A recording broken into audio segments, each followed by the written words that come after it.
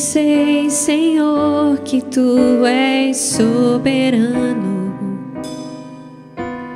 Tens os Teus caminhos, tens Teus próprios planos. Venho, pois, a cada dia, venho cheio de alegria e me coloco em Tuas mãos, pois és fiel. Sim, eu sei, Senhor, que Tu és poderoso. És um Deus tremendo, Pai de amor bondoso. Venho, pois, a cada dia, venho cheio de alegria e me coloco em Tuas mãos, pois és fiel. Fiel é Tua palavra, ó Senhor. Perfeitos Teus caminhos, meu Senhor. Pois eu sei que tenho crido, também sei que és poderoso pra fazer infinitamente mais, pra fazer infinitamente mais.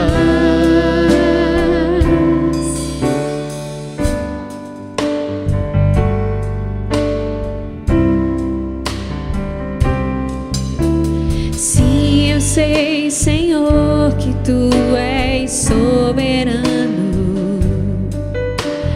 Tens os Teus caminhos, tens Teus próprios planos.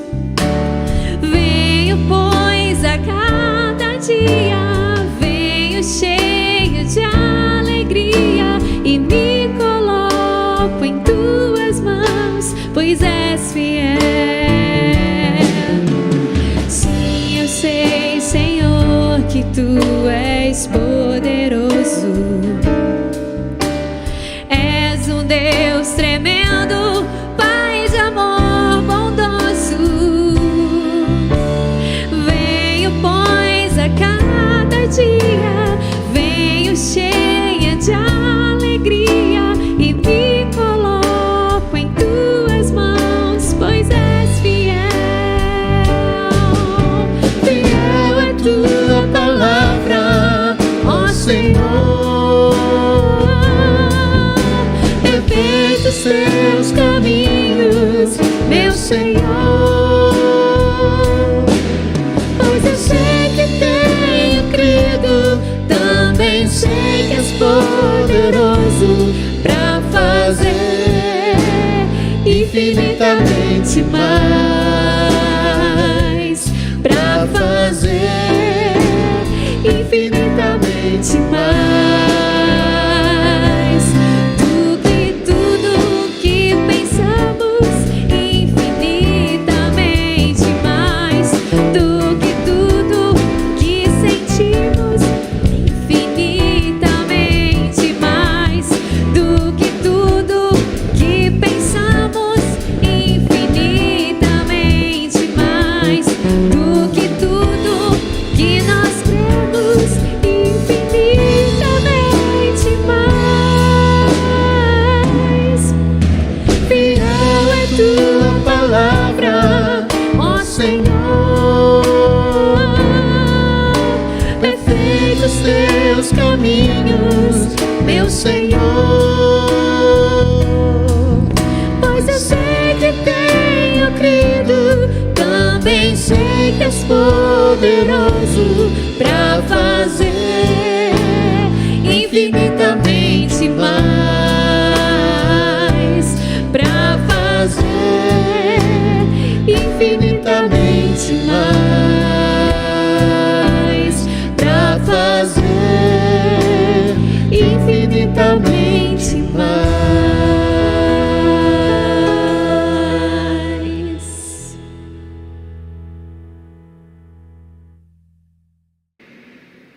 Bom dia, irmãos e irmãs, a graça e a paz do nosso Senhor Jesus. Que nessa manhã todos nós possamos cultuar ao nosso Deus. Sejam todos muito bem-vindos a esse tempo de louvor e de adoração ao nosso Deus. Vamos abrir a nossa Bíblia, iniciarmos o culto lendo a palavra do Senhor, no Salmo que se encontra no capítulo de número 84. Diz assim: Quão amáveis são os teus tabernáculos, Senhor dos exércitos! A minha alma está desejosa e desfalece pelos átrios do Senhor. O meu coração e a minha carne clamam pelo Deus vivo. Até o pardal encontrou casa e a andorinha ninho para si, onde põe os seus filhotes. Até mesmo nos teus altares, Senhor dos exércitos, Rei meu e Deus meu. Bem-aventurados que habitam em tua casa, louvar-te-ão continuamente. Bem-aventurado o homem cuja força está em ti, em cujo coração estão os caminhos aplanados. Que passando pelo vale de Baca faz dele uma fonte, a chuva também enche os tanques. Vão indo de força em força, cada um deles em Sião aparece perante Deus. Senhor Deus dos exércitos, escuta minha oração, inclina os ouvidos, ó Deus de Jacó. Olha, ó Deus, escudo nosso, e contempla o rosto do teu ungido, porque vale mais um dia nos teus átrios do que 1000. Preferi estar à porta da casa do meu Deus, a habitar na tenda dos ímpios. Porque o Senhor Deus é um sol e escudo. O Senhor dará graça e glória, e não retirará bem algum aos que andam na retidão. Senhor dos exércitos, bem-aventurado o homem que em ti põe a sua confiança. Vamos orar? Pai, te agradecemos por esse domingo, por podermos estarmos na tua presença, te louvando e te cultuando. Aqui, ó Deus, o salmista fala que tu és sol, tu és, ó Deus, o refúgio, o escudo, ó Pai. Ah, Deus, que o Senhor esteja iluminando as nossas vidas, o nosso coração, as nossas casas, com a tua palavra, com a tua presença, ó Pai. Como é bom, ó Deus, te buscarmos. Como é bom, ó Deus, podermos dirigir a ti as nossas orações, as nossas palavras e o nosso louvor. Tu és o nosso Deus e nós somos o teu rebanho, Pai. Fala conosco nessa manhã, é o que nós te pedimos em nome de Jesus. Amém. Vamos louvar ao Senhor.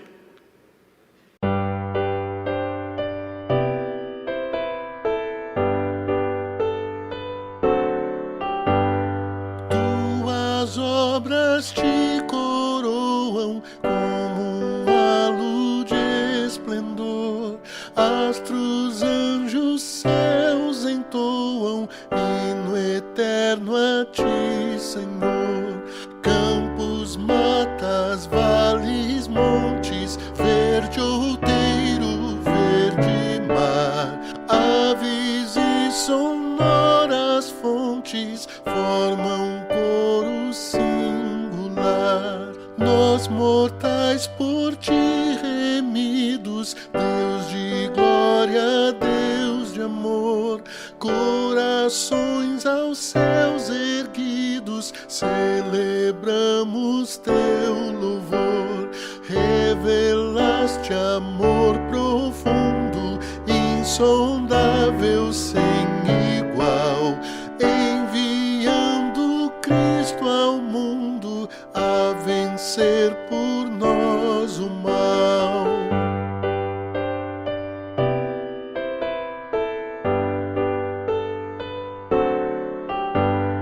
Fontes de alegria e vida, és do bem o inspirador. Tua graça nos convida a viver em mútuo amor. Quais alegres peregrinos, sempre em marcha triunfal, cantaremos gratos hinos na jornada até o final.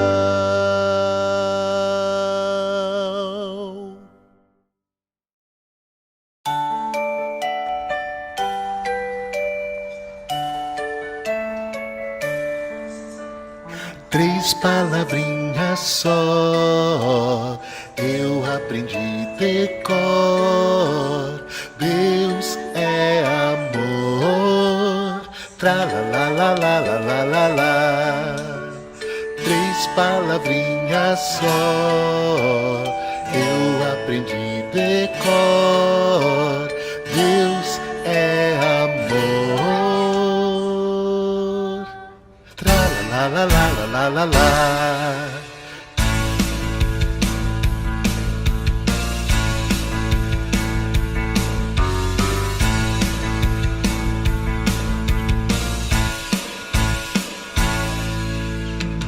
Palavrinhas só, eu aprendi decor.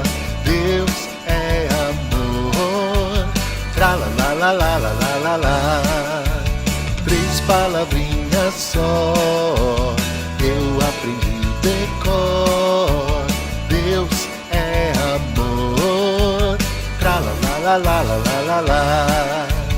3 palavrinhas só, eu aprendi decor. Deus é amor.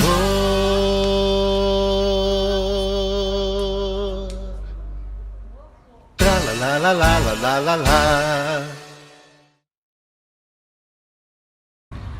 Senhor Deus, muito obrigado por tudo, meu Pai. Obrigado por o Senhor estar ao nosso lado em todos os momentos. Torna todas as pessoas da igreja invisíveis, dos inimigos e do Covid, Deus, por favor. Que o Senhor nos abençoe, Deus. Que essa pandemia passe logo para nós podermos nos reunir na igreja novamente. Muito obrigado por tudo. Em nome de Jesus, amém.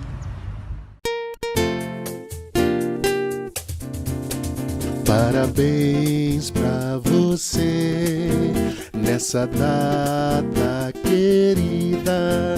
Muitas felicidades, muitos anos de vida, com Deus ao seu lado, um novo porvir. Que a vida lhe seja um eterno sorrir.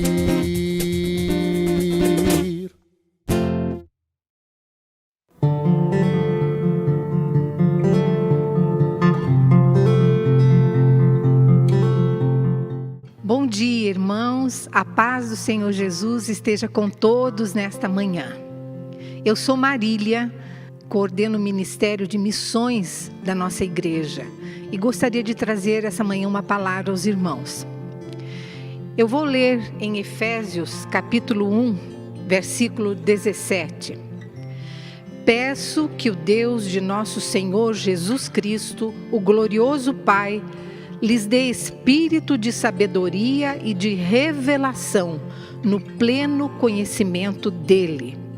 E no versículo 22, Deus colocou todas as coisas debaixo de seus pés e o designou cabeça de todas as coisas para a igreja, que é o seu corpo, a plenitude daquele que enche todas as coisas em toda e qualquer circunstância.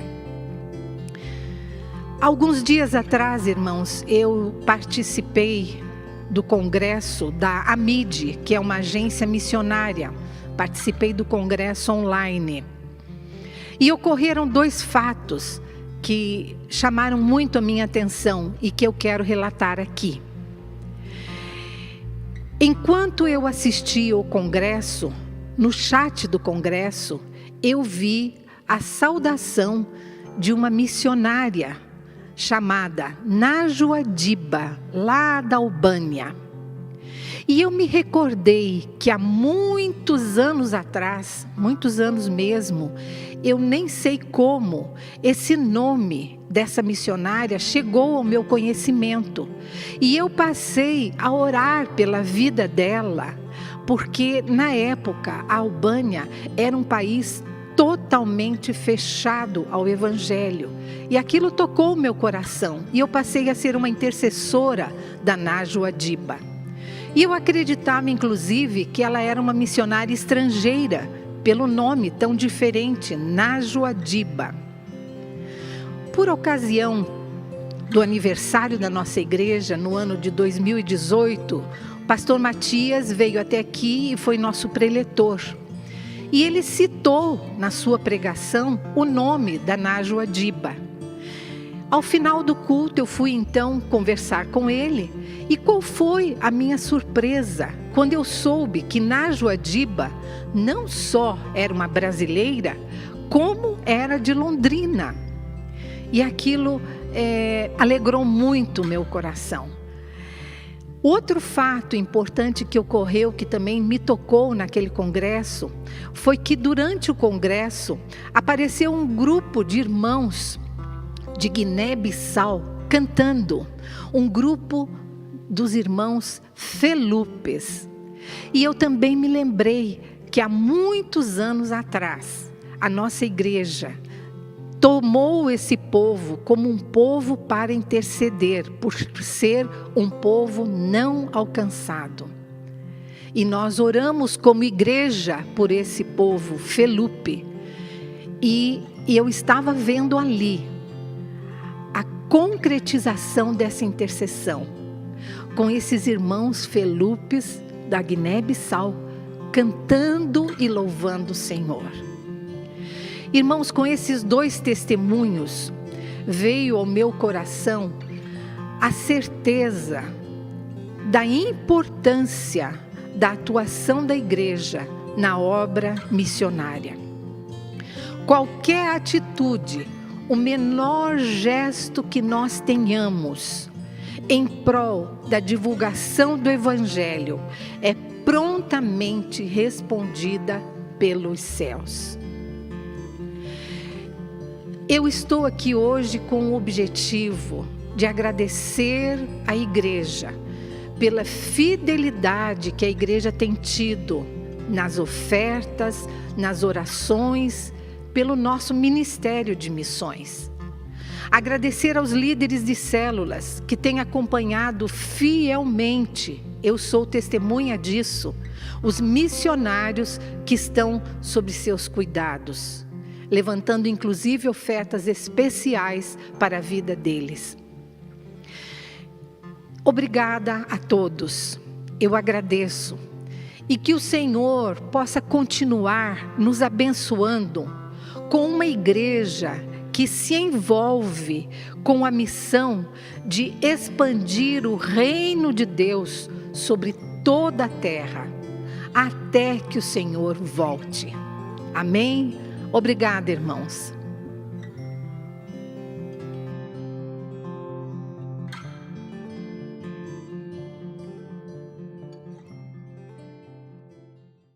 Bom dia, irmãos e irmãs, graça e paz. Como é bom podemos adorar o Senhor, não apenas a partir das nossas palavras, não apenas a partir das canções que cantamos, mas principalmente a partir das nossas ações, principalmente em relação aos nossos dízimos e ofertas.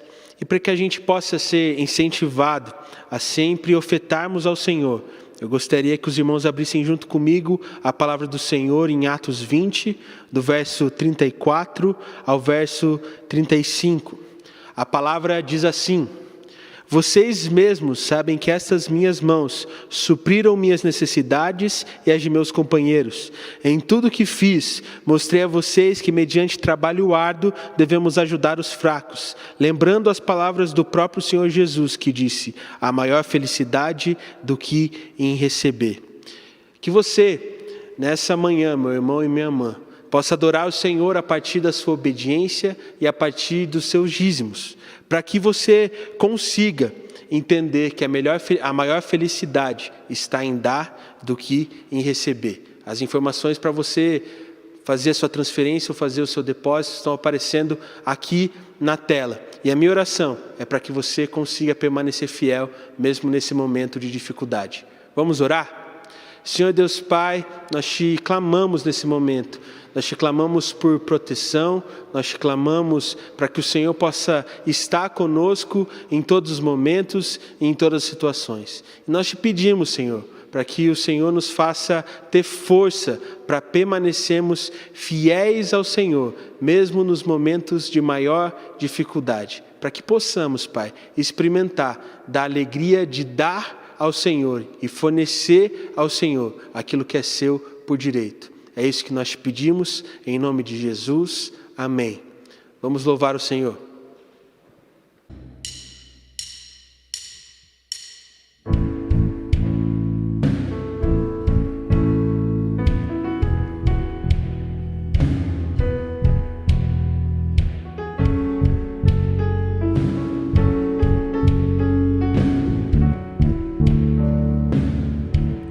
Eu olho para a cruz e para a cruz eu vou do seu sofrer participar, da sua obra vou cantar. Meu Salvador na cruz mostrou o amor do Pai, o justo Deus.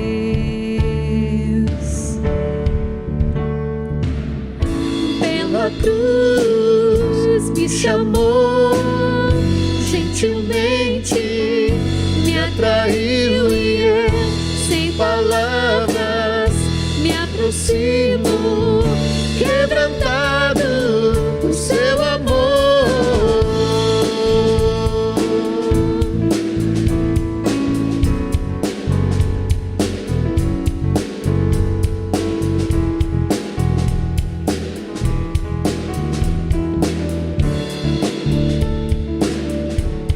Eu olho para a cruz e para a cruz eu vou do seu sofrer participar, a sua obra vou cantar. Meu Salvador na cruz mostrou o amor do Pai, o justo Deus.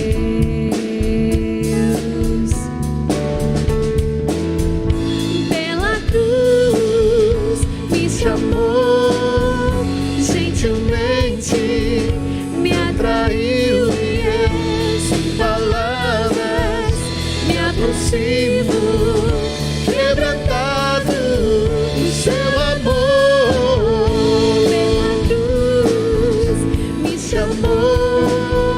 Gentilmente me atraiu e eu, sem palavras, me aproximo, quebrantado por seu amor.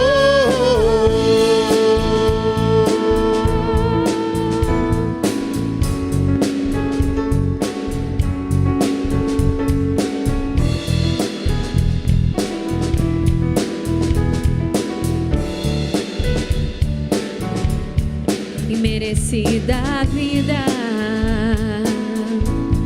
de graça recebi, por sua cruz, da morte me livrou, trouxe minha vida,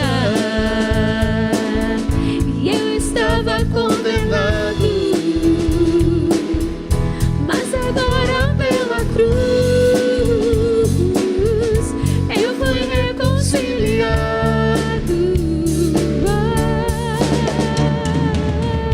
Pela cruz me chamou, gentilmente me atraiu e eu, sem palavras, me aproximo, quebrantado por seu amor. Pela cruz me chamou, gentilmente me atraiu e eu, sem palavras, me aproximo, quebrantado por seu amor. Impressionante é o seu amor.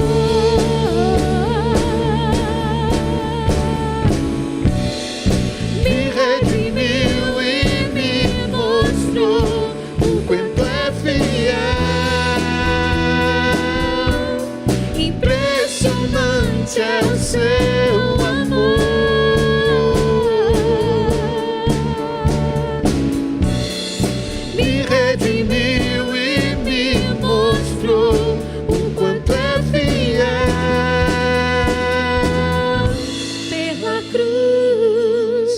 me chamou gentilmente, me atraiu e eu, sem palavras, me aproximo, quebrantado por seu amor.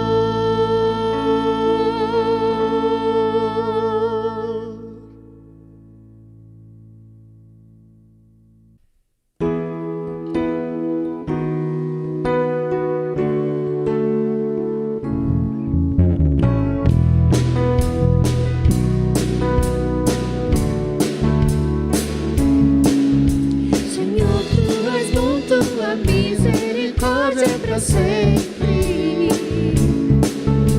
Senhor, tu és bom, tua misericórdia é para sempre. Todos os povos te exaltarão, de geração em geração te adorarei. Aleluia, aleluia, te adorarei Por tudo que és, te adorarei. Aleluia, aleluia, te adorarei Por tudo que és, Deus é bom.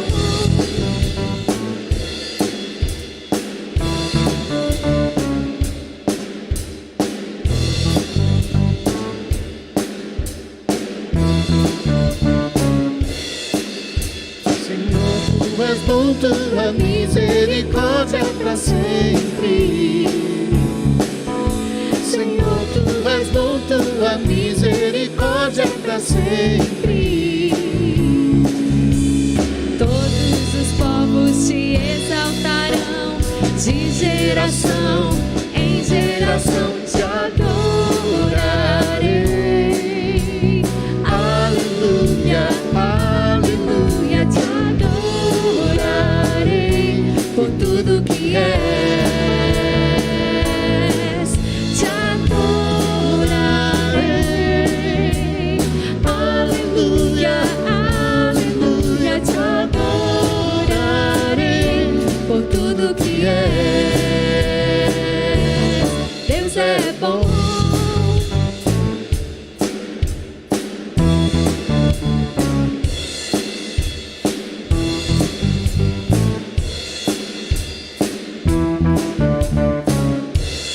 Deus é bom o tempo todo, o tempo todo. Deus é bom, Deus é bom o tempo todo, o tempo todo. Deus é bom, Deus é bom o tempo todo, o tempo todo. Deus é bom, Deus é bom o tempo todo, o tempo todo. Deus é bom. Te adorarei. aleluia, aleluia, te adorarei por tudo que és. Te adorarei. aleluia, aleluia, te adorarei Por tudo que és. Por tudo que és. Por tudo que és. Deus é bom.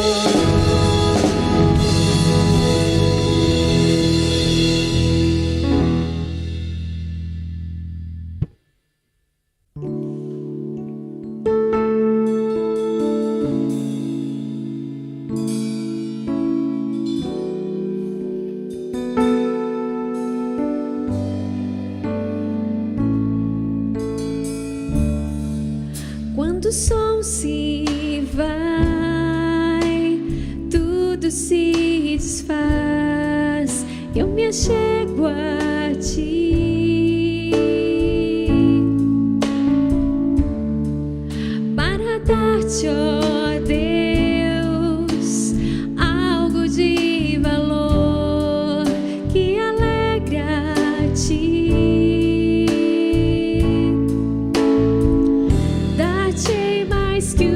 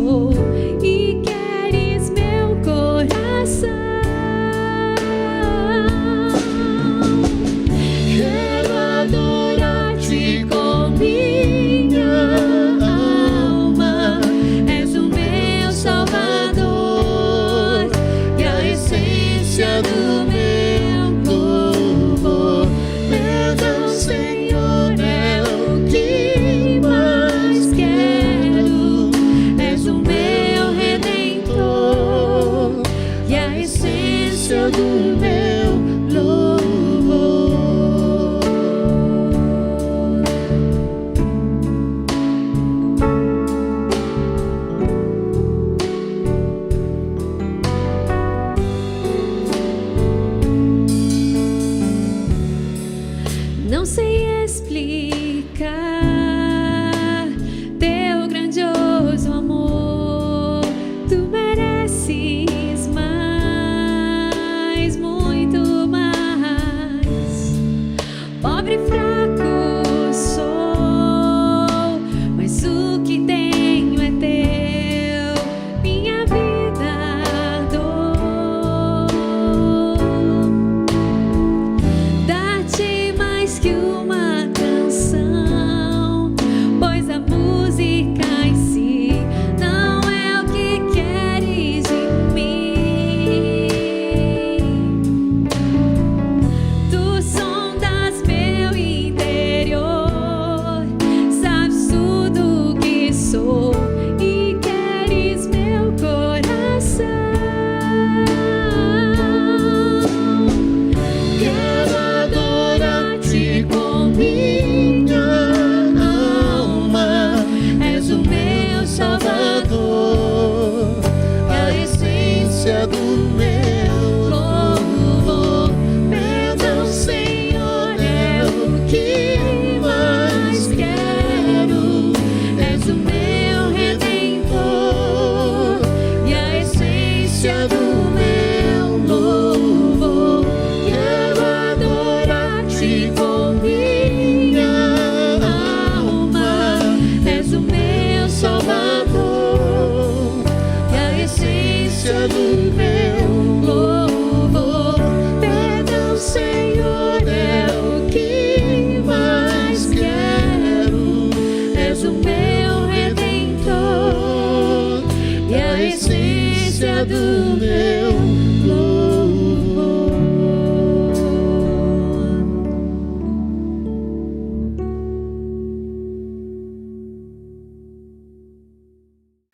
Prezados irmãos e irmãs, antes da leitura da Palavra de Deus, gostaria de informar a todos que já estamos morando em Curitiba, na Rua Padre Agostinho, 318, na Casa Pastoral.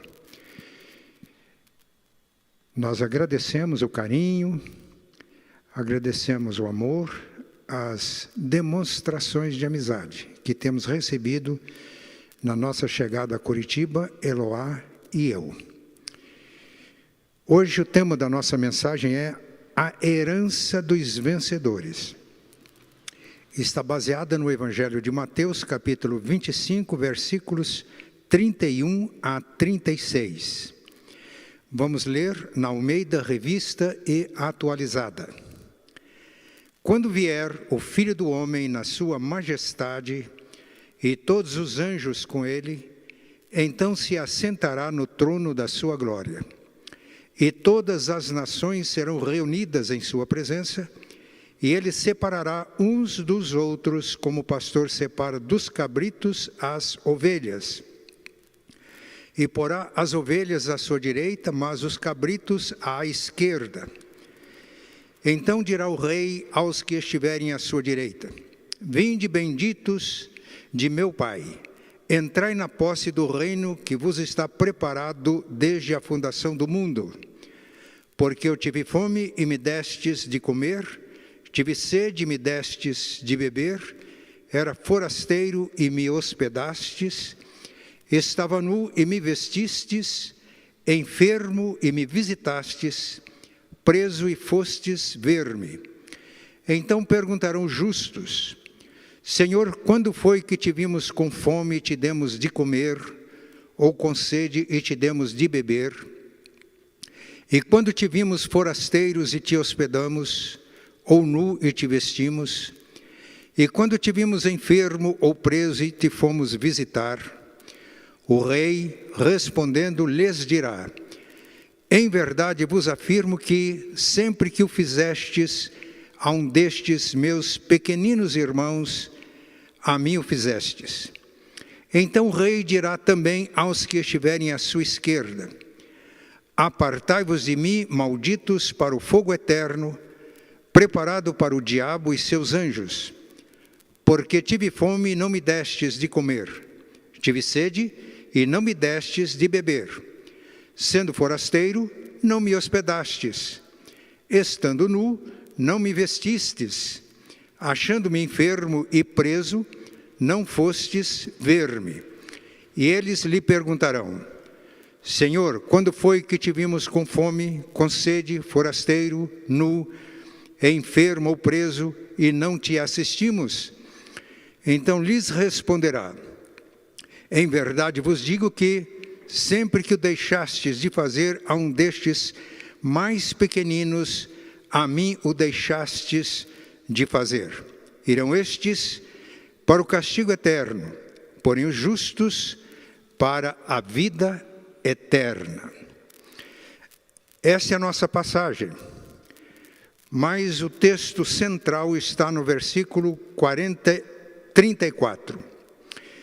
Então dirá o rei aos que estiverem à sua direita: vinde, benditos de meu Pai, entrai na posse do reino que vos está preparado desde a fundação do mundo. Portanto, a herança dos vencedores é o reino. Os vencedores são herdeiros do reino. Este texto está no contexto do sermão, do discurso que Jesus fez, que nós chamamos de sermão profético. Capítulos 24 e 25 de Mateus, ele fala das coisas que irão acontecer. E no capítulo 25 ele conta 3 parábolas. Primeira parábola das virgens. 10 virgens. 5 prudentes, 5 nécias. As prudentes se prepararam e por isso, quando o noivo chegou, elas foram acolhidas, mas as insensatas que não se prepararam, que não vigiaram, ficaram de fora. Aqui nós temos advertências à igreja, ao povo de Deus. Eram 10 virgens. Elas saíram ao encontro do noivo. 5 entraram e 5 ficaram de fora. Depois Jesus conta a parábola dos talentos.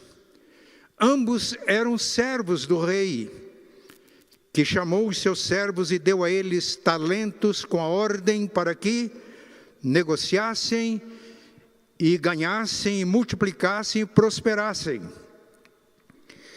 2 deles trabalharam, prosperaram, multiplicaram os talentos. 1 escondeu o talento e, quando o Senhor voltou, entregou o talento sem nenhum resultado do seu trabalho. E este também ficou de fora da festa. Aqui também uma advertência. Enquanto Jesus não volta, precisamos estar vigilantes e preparados, porque não sabemos a hora em que Ele vai voltar. Enquanto o Senhor não volta, é tempo de cumprirmos a nossa missão. Quando o Senhor voltar, Ele deve nos encontrar trabalhando no reino, prosperando, produzindo. Agora, na parábola das ovelhas e cabritos, que lemos hoje, neste texto, chegou a hora da verdade, quando o rei vai voltar em sua majestade. Todas as nações estarão na presença dele, e o texto diz que ele vai separar uns dos outros, como o pastor separa as ovelhas dos cabritos. Também aqui é uma advertência para o povo de Deus, para a igreja. Todas estas passagens, tanto a parábola das virgens, quanto a dos talentos e das ovelhas e cabritos, é uma advertência para o povo de Deus. Quando lemos no livro de Apocalipse, capítulos 2 e 3, as cartas às 7 igrejas, nós percebemos que para todas as igrejas, Jesus se apresenta com aqueles atributos do Cristo glorificado. Visão de João, registrada no capítulo 1 de Apocalipse. Em todas elas, há apreciações de Jesus, há elogios, com exceção de 2 igrejas. Para todas elas há advertências e há admoestações, com exceção também de 2 igrejas. Mas em todas as 7 igrejas há promessa para os vencedores.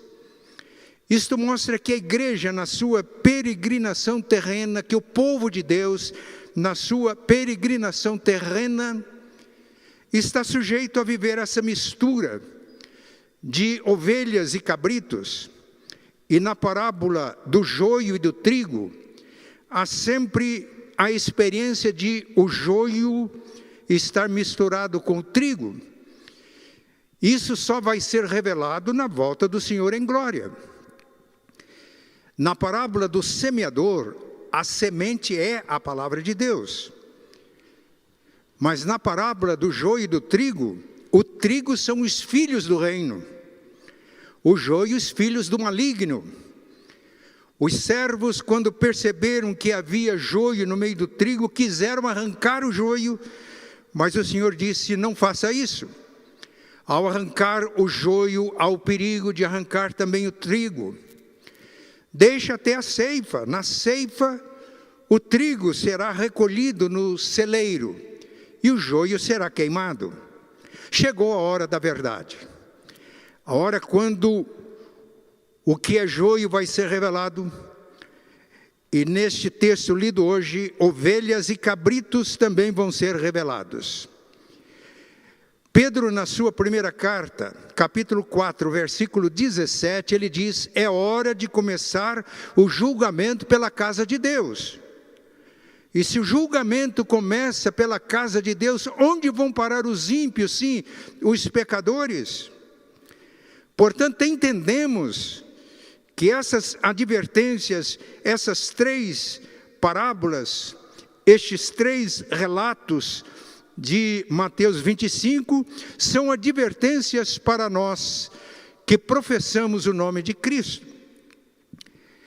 Os elogios, as apreciações feitas nas cartas do Apocalipse tinham o objetivo de incentivar os eleitos, vencedores, para que permanecessem firmes. As advertências tinham o objetivo de despertar a consciência daqueles que estavam adormecidos, para que se voltassem para o Senhor, com uma advertência feita à igreja de Laodiceia, uma igreja que se considerava rica, mas era pobre, miserável, cega e nu. A advertência foi esta: arrepende-te, arrepende enquanto é tempo. Então, esta mensagem dessas 3 narrativas, elas se dirigem a nós, igreja, que professa Cristo como Senhor e Salvador.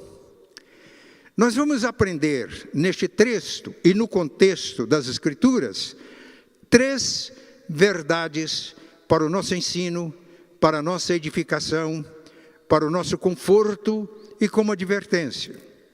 E a primeira verdade é essa: os vencedores, herdeiros do reino, são filhos de Deus.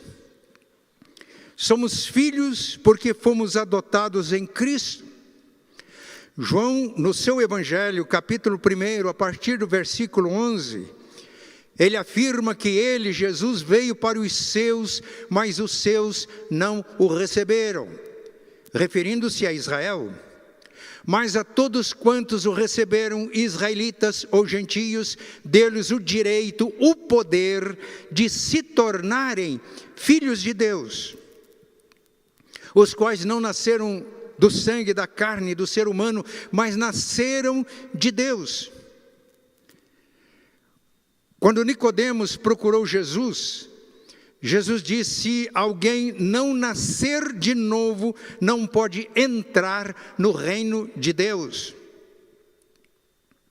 E Paulo, na carta que escreveu aos Romanos, capítulo 8, versículo 15, ele diz: nós não recebemos o espírito de escravidão para vivermos outra vez atemorizados, mas recebemos o espírito de adoção, baseado no qual nós clamamos: Abba, Pai. Abba é uma palavra aramaico que se refere ao pai no sentido de intimidade, do filho que tem intimidade com o seu pai. Ao recebermos Jesus, ao crermos em Jesus, e entregarmos a Ele a nossa vida, recebemos o Espírito Santo. E o Espírito Santo não é de escravidão, é de adoção. E por isso Paulo prossegue no versículo 16, o mesmo Espírito, o Espírito Santo, testifica com o nosso espírito que somos filhos de Deus. Ora, herança é direito dos filhos. Ouvi uma história do reverendo Jonas Dias Martins. Ele disse que presidiu uma reunião de família quando o chefe da família estava fazendo o testamento. E ele pediu para que o pastor Jonas estivesse presente, como que coordenando aquela reunião. E ao fazer o testamento, ele foi destinando parte dos seus bens para os filhos. Quando terminou, o reverendo Jonas disse: eu era amigo da família e tenho provas da amizade, mas não recebi nada.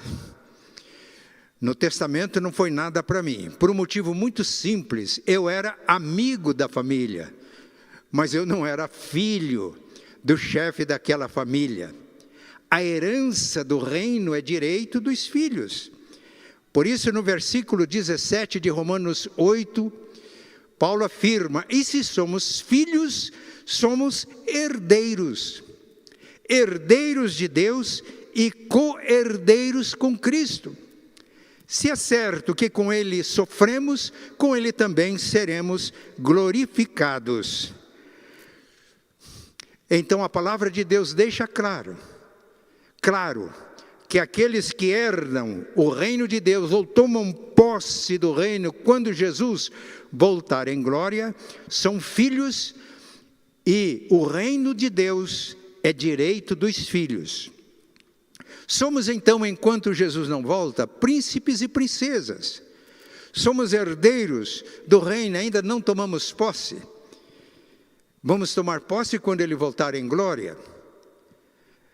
E estamos falando como vencedores, como filhos de Deus, herdeiro do reino.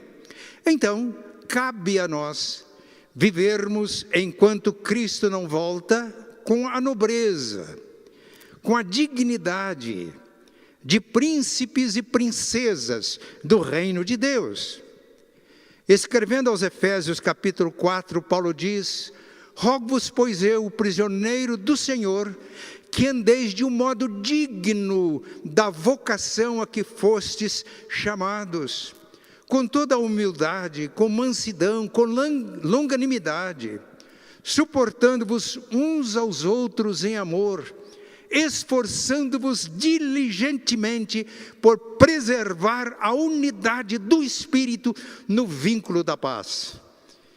É assim que vivem os príncipes e as princesas do reino de Deus.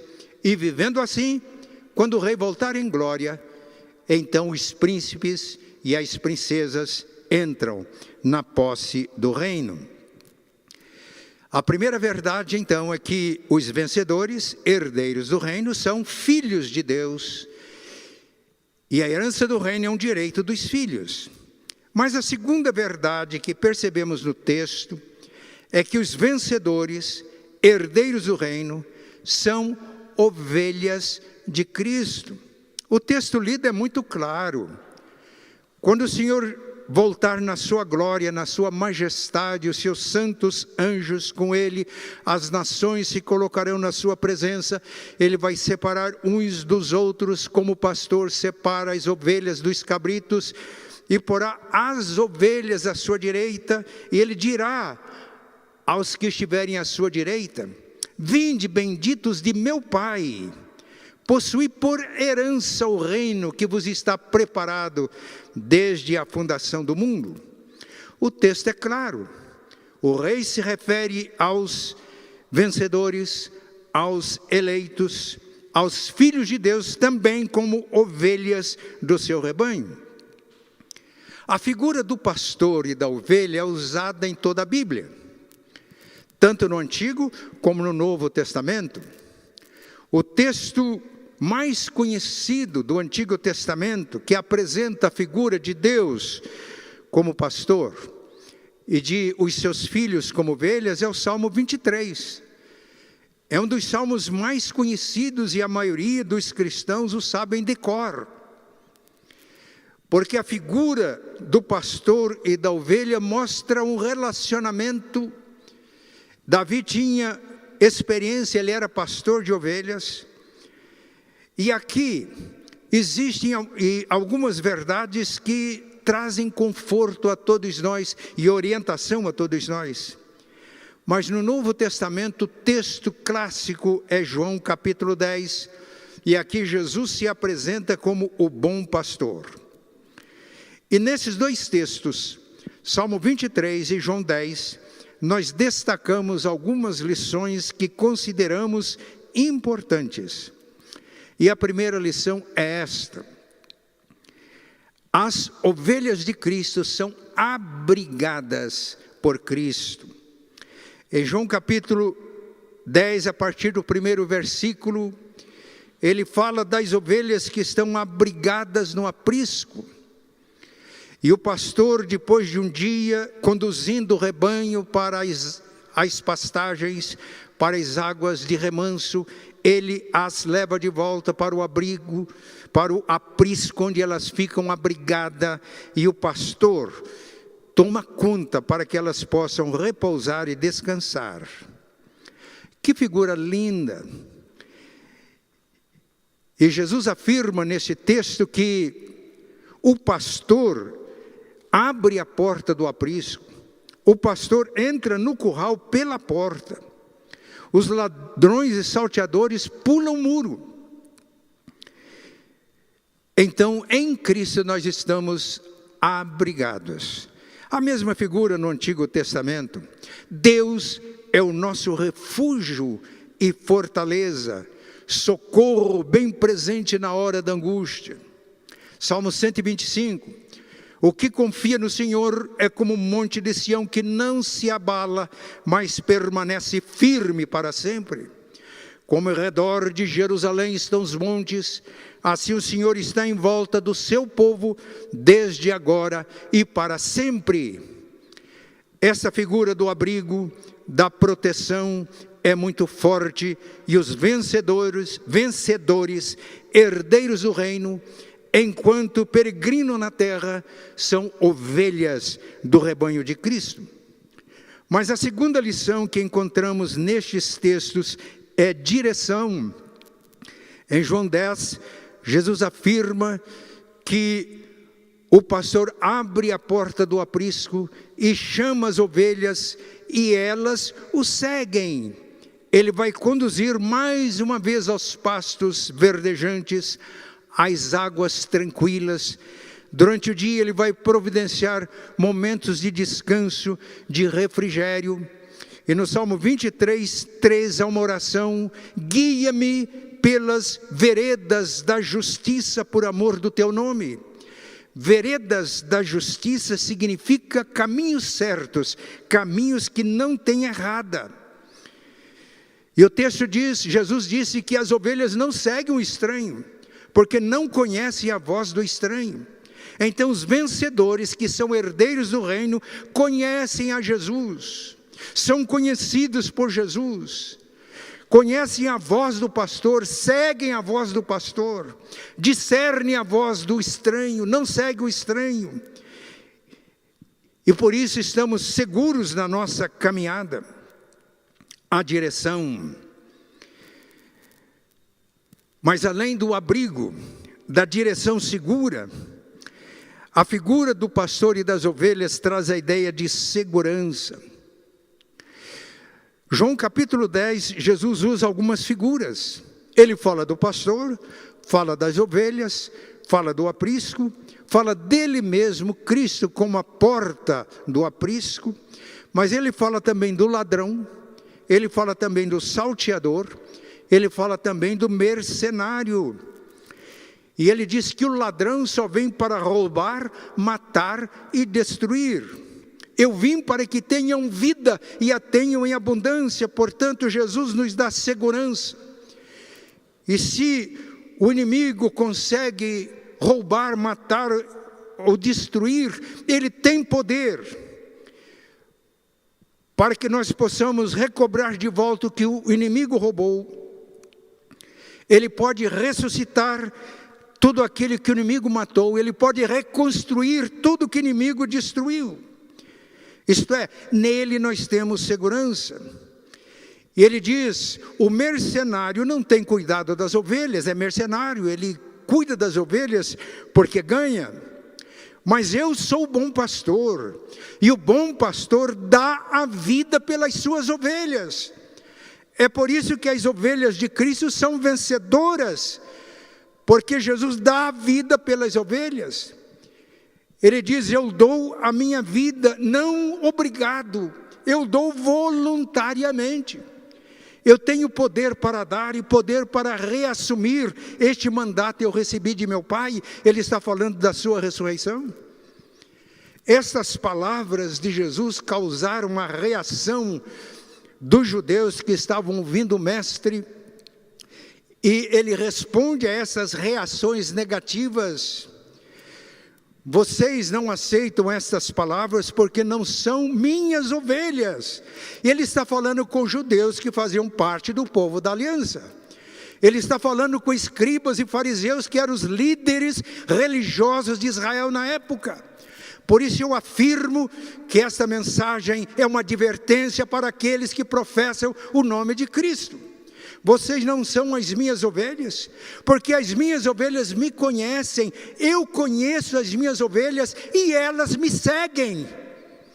Portanto, os vencedores, herdeiros do reino, são aqueles que são ovelhas de Cristo, que conhecem Cristo, são conhecidos por Cristo, discernem a voz de Cristo, seguem a Cristo, são também discípulos de Jesus, seguindo nas pisadas do Mestre.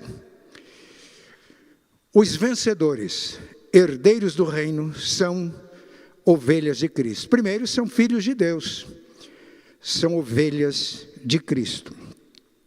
Mas há uma terceira verdade que queremos enfatizar.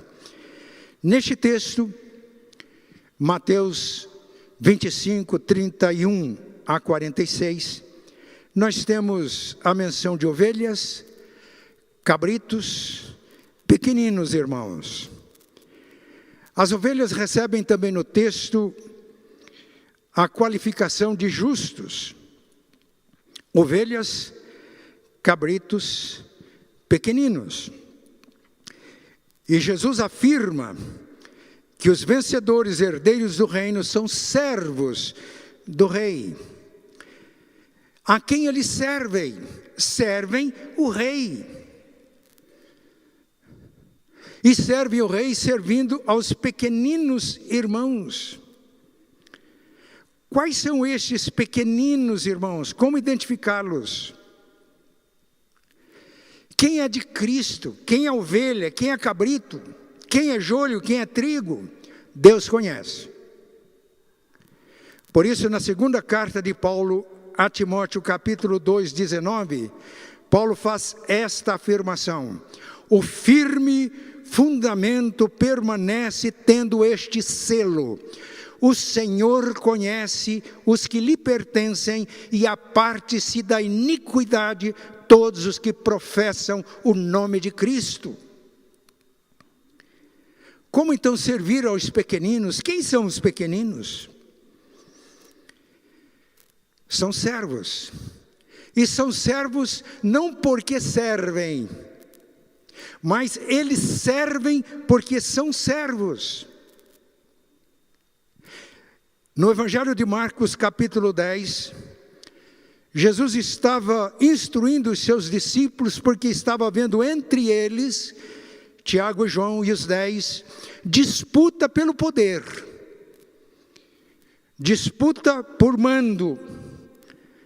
E Jesus disse: este não é o espírito dos meus discípulos.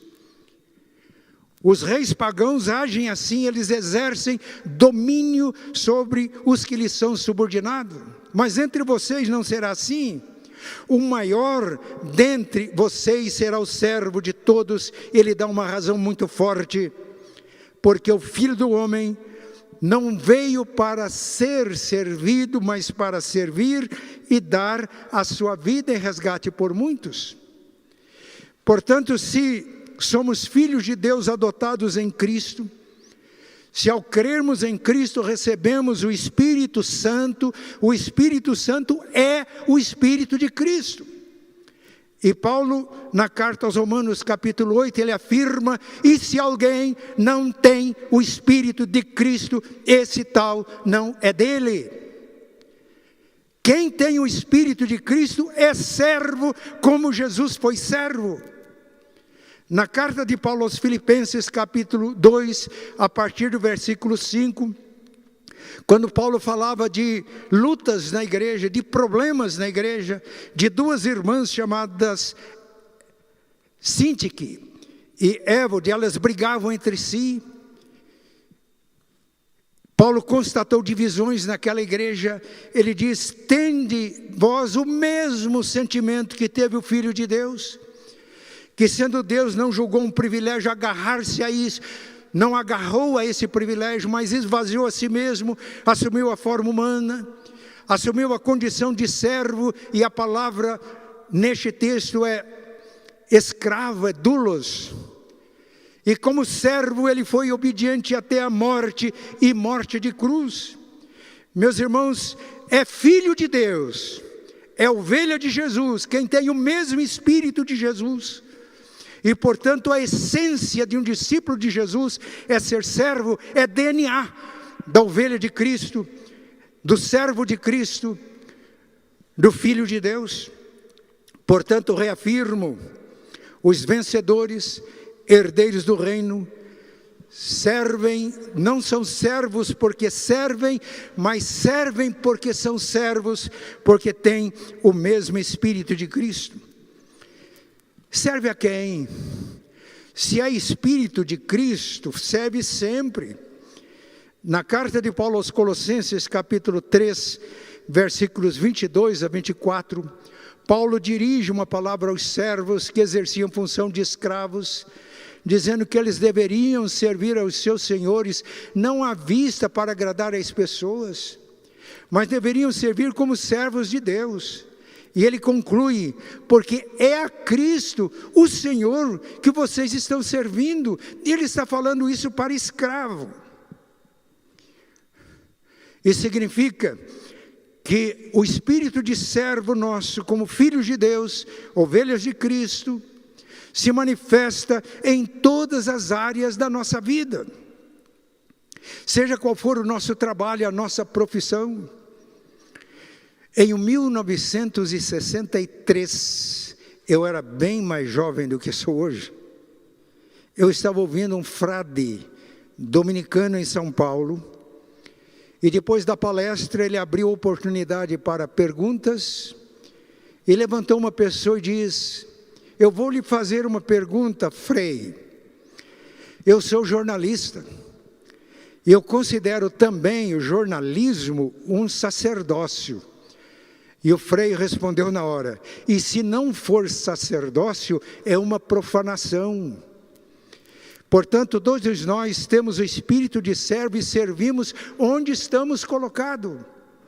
Se você é advogado, se você é médico, é funcionário público, é empresário, se você é um comerciário, um bancário ou um banqueiro, se essa função sua não for um sacerdócio, se você não estiver fazendo isso como se estivesse fazendo a Cristo, repito, citando as palavras daquela pessoa, se não for sacerdócio, é uma profanação, porque não é feito no Espírito de Cristo.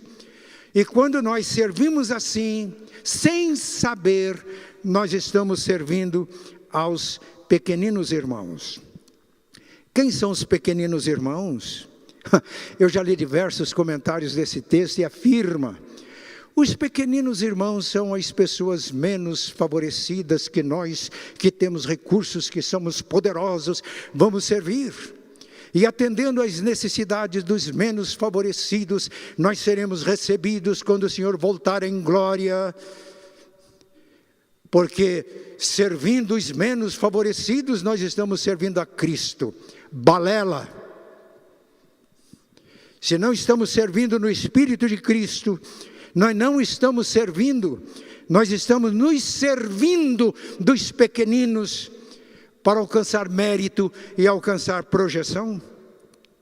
O texto é claro.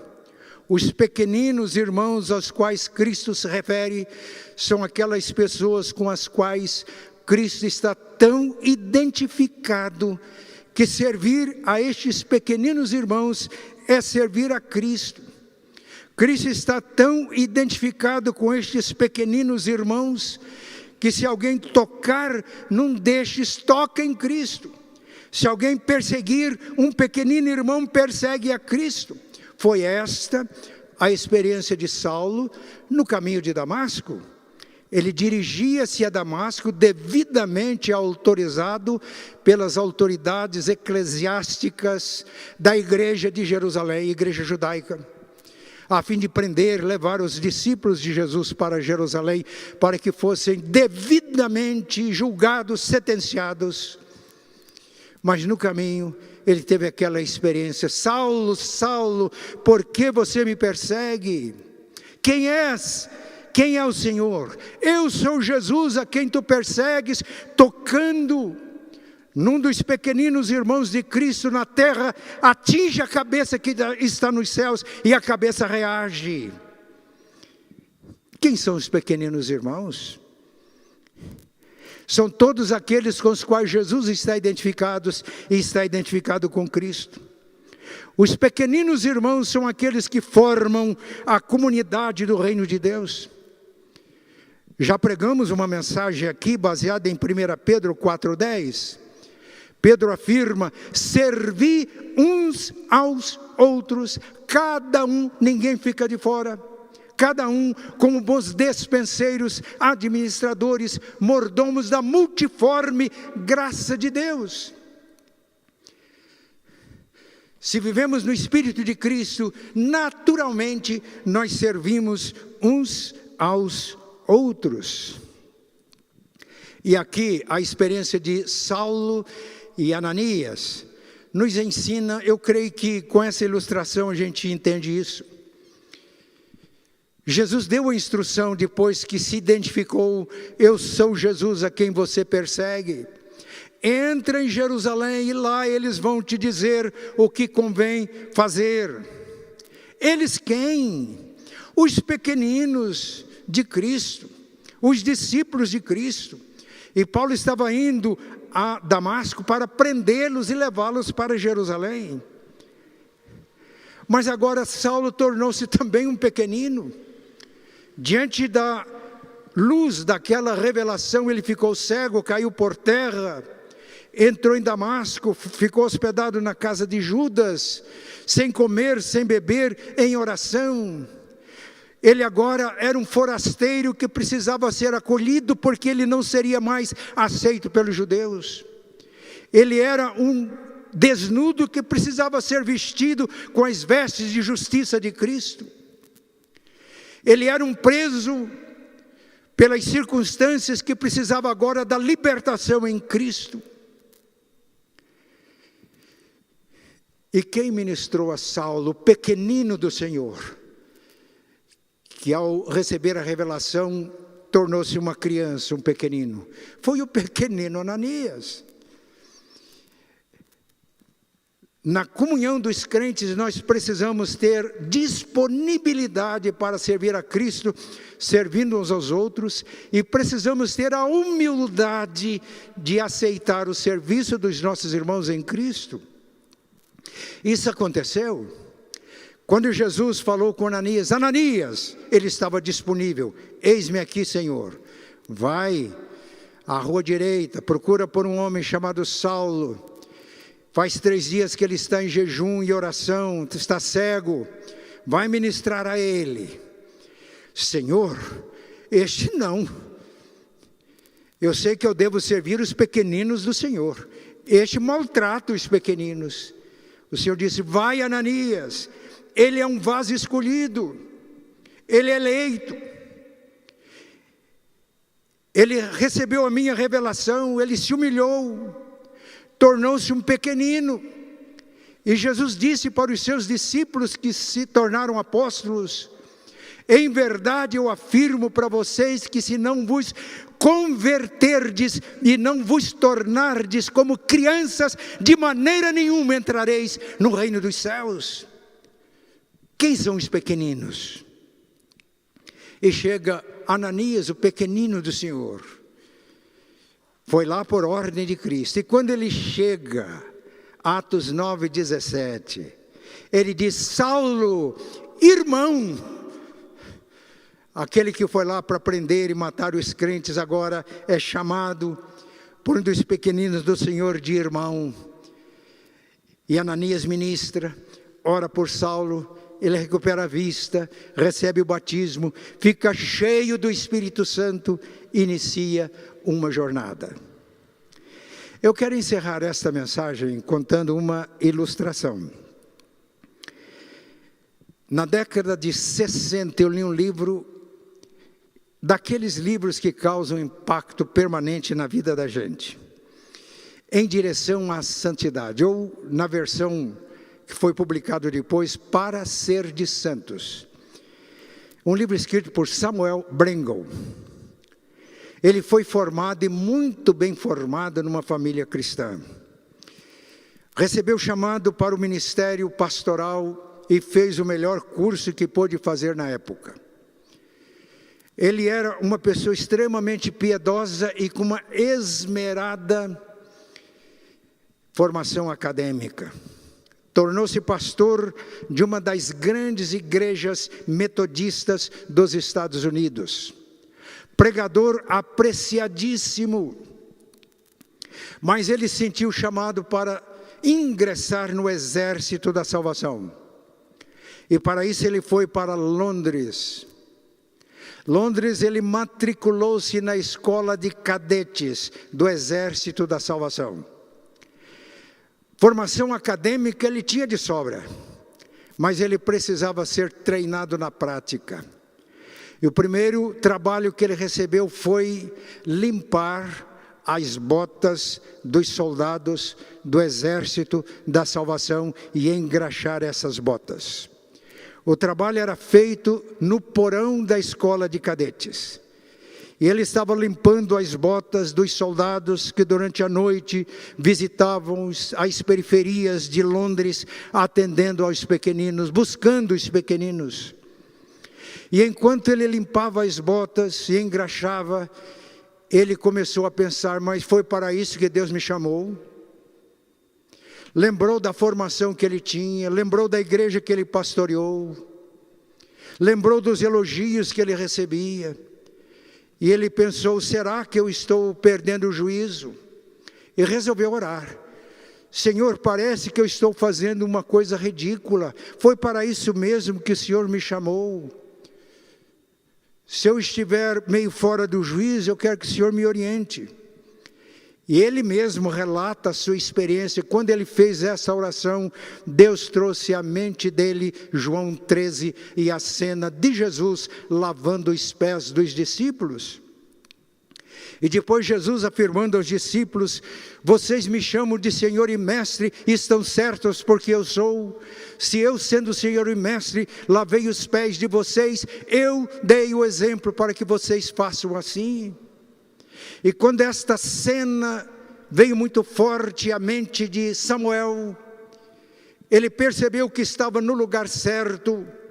Ele submeteu-se ao Senhor e agradeceu o trabalho, o serviço que ele estava prestando a Jesus naquela hora. Ele diz: naquela hora o céu desceu para aquele porão escuro, onde eu estava limpando botas de soldados do Exército da Salvação e engraxando estas botas. Foi uma experiência que moldou a vida daquele servo de Deus no passado. Eu termino com a letra de um hino que aprendi em 1959, quando eu era bem mais jovem do que sou hoje. lá na igreja nossa de Cruzeiro do Oeste, com o regente do coral da igreja. É o hino do cantor cristão, o hinário da Igreja Batista. O cântico diz assim: no serviço do meu rei eu sou feliz, satisfeito e abençoado, proclamando a boa nova da salvação, no serviço do meu rei. No serviço do meu rei, minha vida empregarei, gozo, paz, felicidade, tem quem serve a meu bom rei, no espírito deste rei, como filhos de Deus, como ovelhas do seu rebanho, como discípulos de Jesus, que seguem nas pisadas do Divino Mestre. Amém. Vamos orar. Pai, a nossa gratidão por sermos pequeninos do teu rebanho. Pai, pedimos que o Espírito Santo opere em nós, levando-nos à consciência do pecado, como aconteceu com Saulo no caminho de Damasco, para que, havendo um profundo, real e verdadeiro arrependimento, e tendo a revelação de Cristo como Senhor e Salvador, possamos aceitá-lo. E ao aceitar Cristo, nós nascemos não do sangue, nem da carne, não nascemos da vontade do homem, mas nascemos de Ti. Porque o que é nascido da carne é carne, o que é nascido do Espírito é Espírito. E para que, crendo em Cristo, recebamos o Espírito Santo, que é o Espírito de Cristo. E o Espírito de Cristo é Espírito de serviço. Pedimos então, Pai, que o Espírito Santo operando em nós faça com que ser servo signifique para nós ter o DNA de Cristo, a identidade de Cristo, o Espírito de Cristo. Cristo que, o Rei que se fez servo, o Rei que se entregou por nós, e a Tua palavra nos afirma que como discípulos dele, precisamos ter a mesma atitude de Jesus, renunciando todas as glórias e vaidades humanas, para que fiquemos livres do egoísmo, livres das seduções mundanas, para termos a verdadeira liberdade de teus filhos, para te servir e servir os pequeninos irmãos de todo o coração, com toda a alegria, com toda a exultação, como aconteceu com Samuel Brengel, naquele porão escuro de uma escola de cadetes do Exército da Salvação em Londres. Oramos em nome de Jesus. Amém.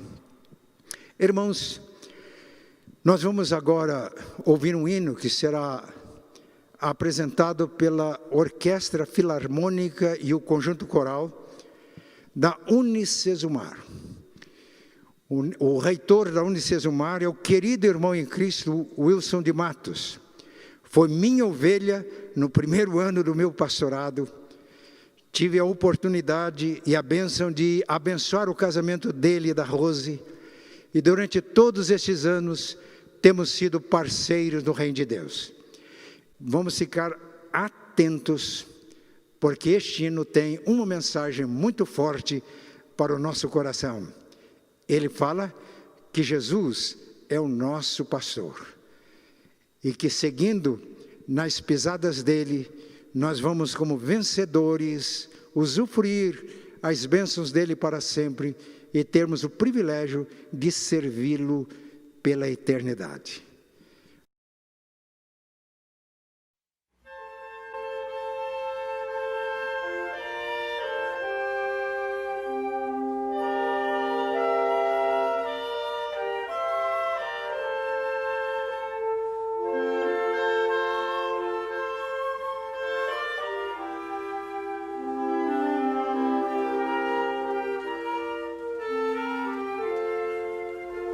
Jesus, o